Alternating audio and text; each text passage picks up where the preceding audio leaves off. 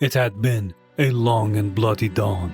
They had struck as the first golden light crept across the savannah, melta charges and mines detonating simultaneously at multiple points along the thick stone of the curtain wall. A brief, dust-laden silence had followed before a roar from thousands of mouths had signaled the assault. Forlorn hopes assailing the breaches, while massed lasfire sought to scour the battlements of defenders. Neither side gave any quarter, though every mind knew this battle was the final act of an insignificant war, snuffed out before it had gained anything resembling momentum.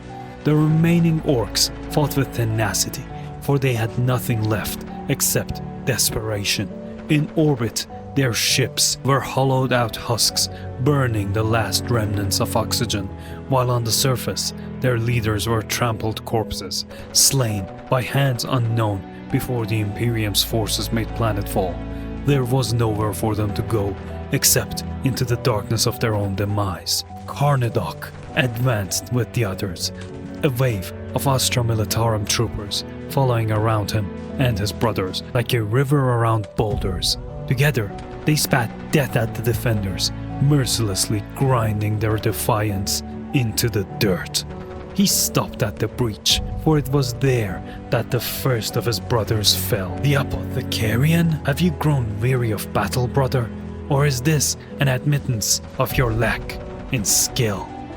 It had been said with a smile, as words between them were more often than not, and Carnadoc had replied in kind, as he did more times than he didn't, even though he knew at the time his answer might one day return to haunt him.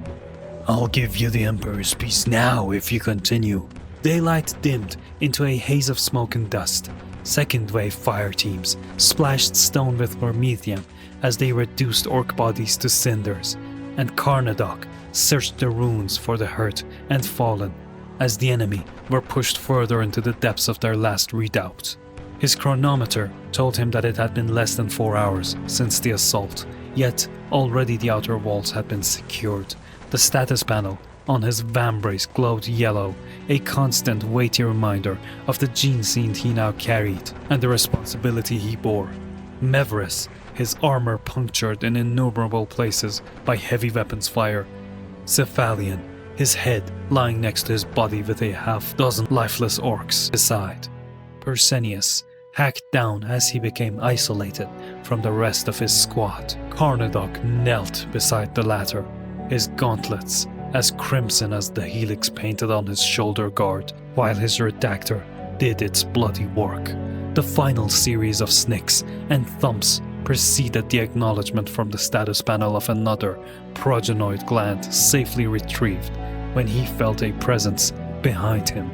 His other hand came up immediately, clutching a bolt pistol, tense to fire. "Brother," came a voice. "It's Damonides. It'll take a little getting used to," he had said. "Healing as well as killing. I'd say it will," his brother replied. "But you are well suited to the role, and I will always be proud to serve beside you."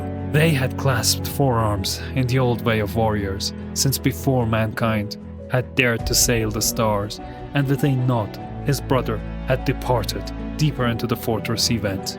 Through quiet courtyards, curiously empty of battle detritus, past gatehouses choked with human and orc dead, searching for the inevitable.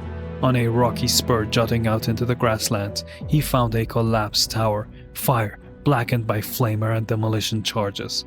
Carnadoc nearly passed by until the glint of sunlight reflected from the indigo ceramite amidst the rubble. The ruins were still, the air carrying a weight of absence with it. Orc bodies lay stinking in the sun, flushed out from their last refuge and put down like vermin before a flood. In their midst lay Damonides. Carnadoc knew he was gone before he reached the body. He found himself detached, propelled by training and experience to catalogue the injury wrought on his brother before anything else. Damonides' armor was rent asunder, stabbed through the stomach with an oversized blade of some sort, before being gunned down and stabbed again and again as he died.